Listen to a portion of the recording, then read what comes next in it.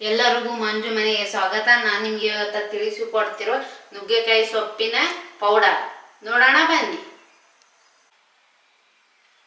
ಈಗ ಸ್ಟವ್ ಹಚ್ಕೊಂತಿದ್ದೀನಿ, ನಾನು ಬಾಣಲೆ ಇಟ್ಟಿದ್ದೀನಿ. ಆ ಸ್ವಲ್ಪ ಚೆನ್ನಾಗಿ ಕಾಯಿಲಿ. ಈಗ ಬಾಣಲಿಗೆ ಸ್ವಲ್ಪ ಎಣ್ಣೆ ಹಾಕ್ಕೊಂತೀನಿ. ಒಂದೇ ಸ್ಪೂನ್ ಹಾಕ್ಕೊತ ಇದ್ದೀನಿ. ಅದೊಂದು ಸ್ವಲ್ಪ ಕಾಯಿಲಿ. ಈಗ ಕಾಯ್ದಿದೆ. ನಾನು ಕಡಲೆಬೇಳೆ ಹಾಕ್ಕೊತ ಇದ್ದೀನಿ, ಹಾಗೆ ಉದ್ದಿನ ಬೇಳೆ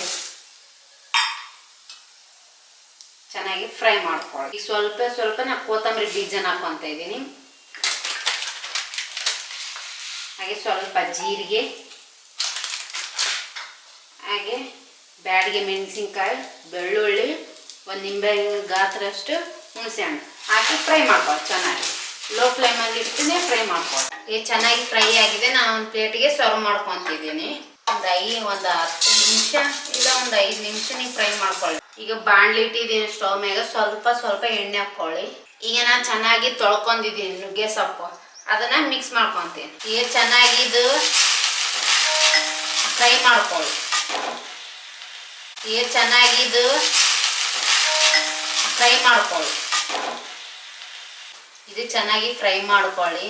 ಈ ನುಗ್ಗೆಕಾಯಿ ಎಷ್ಟು ಬೆನಿಫಿಟ್ ಇದೆ, ಎಷ್ಟು ಚೆನ್ನಾಗಿದೆ ಹೆಲ್ತಿಗೆ. ಒಮ್ಮೆ ಮಾಡಿ ಟ್ರೈ ಮಾಡಿ. ಇದ್ರ ಬೆನಿಫಿಟ್ ಏನಂತ ಹೇಳ್ತೀನಿ. Help reduce anaemia, good for hair and skin, boost immunity, help weight management, help control diabetes, strength bones. ಈಗ ನಾನು ಕರಿಬೇವನ್ನ ಹಾಕ್ತಾ ಇದ್ದೀನಿ. ನೆಕ್ಸ್ಟ್ ವಿಡಿಯೋ ಕರಿಬೇವು ಚಟ್ನಿ ಮಾಡೋದು ಹೇಗೆ ಅಂತ ತೋರಿಸ್ಕೊಡ್ತೀನಿ. ಇದು ಚೆನ್ನಾಗಿ ಎಲ್ಲ ಫ್ರೈ ಮಾಡ್ಕೊಂಡಿದ್ದೀನಿ. ಇದೆಲ್ಲ ತಣ್ಣಗಾಗೋವರೆಗೂ ನೀವು ಮಿಕ್ಸಿಗೆ ಹಾಕ್ಬಾರ್ದು, ಯಾಕಂದರೆ ನಾವು ಭಾಳ ದಿನ ಸ್ಟೋರ್ ಮಾಡಬೇಕಲ್ವ. ಈ ಬಿಸಿ ಇದೆ, ನಾವು ಮಿಕ್ಸಿಗೆ ಹಾಕಿದ್ರೆ ಸ್ಮೆಲ್ ಬರುತ್ತೆ ಆಮೇಲೆ. ಇದು ಚೆನ್ನಾಗಿ ಫ್ರೈ ಮಾಡ್ಕೊಂಡು ನಾನು ಒಂದು ಪ್ಲೇಟಿಗೆ ಸರ್ವ್ ಮಾಡ್ಕೊಂಡಿದ್ದೀನಿ. ಎಷ್ಟು ಚೆನ್ನಾಗಿ ಅದು ಅರೋಮ ನೋಡಿ, ಎಷ್ಟು ಚೆನ್ನಾಗಿ ಬರ್ತಾ ಇದೆ. ಇದು ಫುಲ್ ತಣ್ಣಗಾಗಕ್ಕೆ ಬೇಡಿ. ಫುಲ್ ತಣ್ಣಗಾಗಿಂದ ನಾನು ಮಿಕ್ಸಿಗೆ ಹಾಕೊಂಡು ಬರ್ತೀನಿ. ನಾನೀಗ ಇವೆಲ್ಲ ತಣ್ಣಗಾಗಿದೆ, ನಾನೀಗ ಮಿಕ್ಸಿಗೆ ಹಾಕ್ತಾ ಇದ್ದೀನಿ. ಕಾಳುಗಳೆಲ್ಲ ಮಿಕ್ಸಿಗೆ ಹಾಕೊಳ್ಳಿ, ಆಮೇಲೆ ನಾವು ಸೊಪ್ಪು ಹಾಕೋಣ. ನಾನು ಮಿಕ್ಸಿಗೆ ಹಾಕೊಂಡು ಬರ್ತೀನಿ.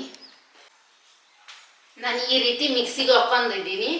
ಈಗ ನಾನು ಸ್ವಲ್ಪ ರುಚಿಗೆ ತಕ್ಕಷ್ಟು ಉಪ್ಪು ಹಾಕ್ತೀನಿ. ನಿಮ್ಗೆ ಎಷ್ಟು ಬೇಕಾ ನಿಮ್ಮ ರುಚಿಗೆ ತಕ್ಕಷ್ಟು ನೀವು ಹಾಕೊಳ್ಳಿ.